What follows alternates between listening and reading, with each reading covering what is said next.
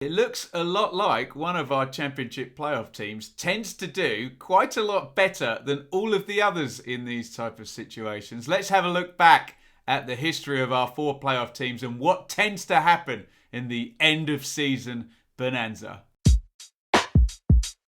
It's playoff time, that lovely post-season knockout tournament that gives the 4 teams closest to automatic promotion an opportunity to find themselves a place in the Premier League. It's 3rd, 4th, 5th and 6th, and we have Huddersfield versus Luton and Nottingham Forest versus Sheffield United. Let's have a look at each of the teams' history in these tournaments. We'll start with Huddersfield, who appear to be absolute playoff savages. They've only been in the Championship edition once, and it was quite the infamous win in 2017 for Huddersfield that's always referred to as the playoff win where the team didn't score any goals and didn't win any games. Huddersfield won on 2 penalty shootouts, and the one goal that they did score was actually an own goal, would you believe, scored by Sheffield Wednesday's Tom Lees, who now plays for Huddersfield. Outside of the Championship, it's also absurdly good for Huddersfield. They've got another 3 playoff wins. They've won at 3 different locations in terms of Old Wembley, New Wembley and Millennium Stadium in Cardiff. And they've won on penalties 3 times. Huddersfield are a feared playoff team. Nottingham Forest in 4th place have also only been in the Championship playoffs once. I won't mention a League One defeat against Yeovil. This was in 2003, the Championship edition, and juicy irony, it was against their opponents this time around, Sheffield United. Although, back in 2003, the Blades were 3rd and Forest was 6th. This one is a 4th versus 5th playoff. The first game ended 1-1. David Johnson, Brennan's dad, gave Forest the lead. Michael Brown penalty evened things up, with Michael Dawson getting a red card prior to full time. In the second leg, it was a crazy game. Forest were 2-0 up in 58 minutes and 3-1 up on aggregate.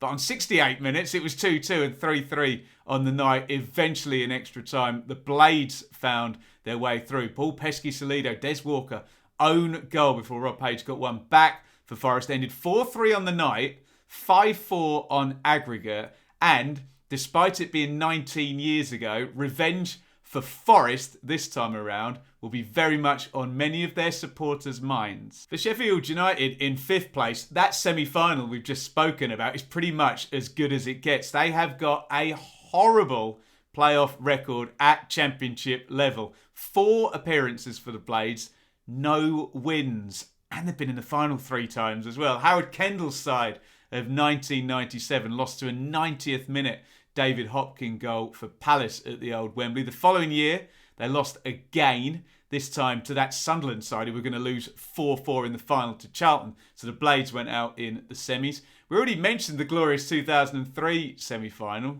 They lost to Wolves in the final, and then under Kevin Blackwell in 2009, they lose in the final to Burnley as well. I'm sure Blades fans will give me chapter and verse in the comments on lots of other misery outside of the Championship for Sheffield United, but we won't go into that. If you're feeling overwhelmed with feelings of sympathy for Sheffield United fans right now, why don't you take that sympathy and use it to support me and hit the like button, support the channel and the video. We get down to 6th place where we find Luton, and perhaps the Luton fans and the Sheffield United fans can have a debate, duke it out in the comments as to who's got the most miserable playoff record. Luton have never been in the Championship playoffs, but God, it's heinous other than that. They lost in 1997 in a Division 2 playoff. They lost 3 consecutive playoffs in the conference back about a decade ago.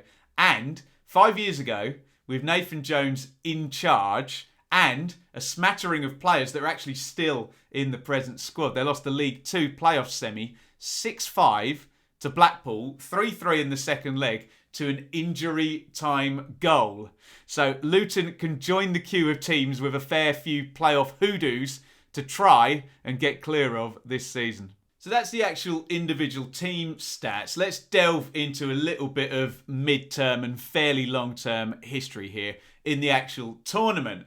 The past years, the third place versus sixth place semi-final has been absolutely dominated by the team that finished third. 8 wins to 2, an 80% win rate for third place over the last 10 years. Fourth versus sixth has gone pretty much as you'd imagine too. Much tighter, but fourth place with the edge with 6 wins to 4. In the final, the actual promotion, third place has won 4 in the last 10 years. Fourth place has only won 3, which is interesting. Fifth place has also won 3.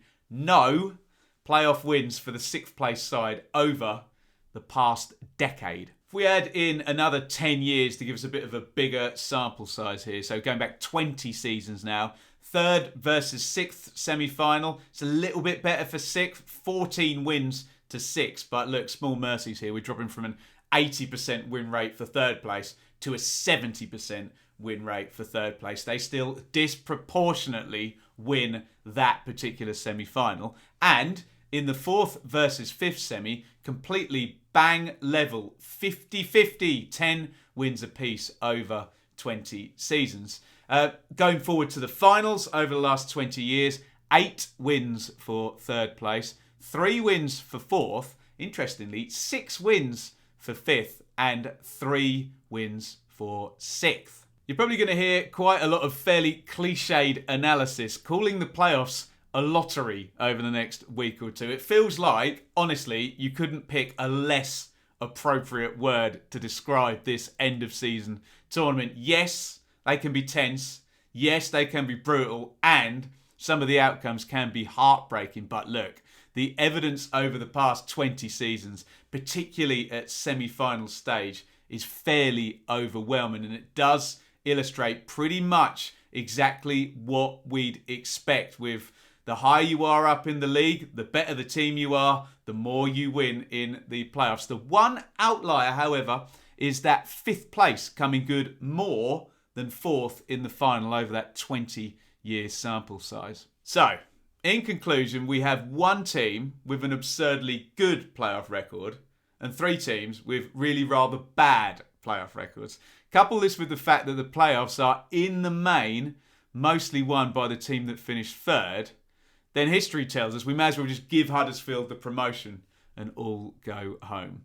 But we're not going to do that, and don't all cry at once, because history tells us much, but it will never actually tell us what's going to happen in the future. That is up to the players and managers of our 4 teams this season. Good luck to them all, and it's absolutely not a lottery. This is about skill, character, resilience, and honestly, how big of balls these teams have got at this stage of the season.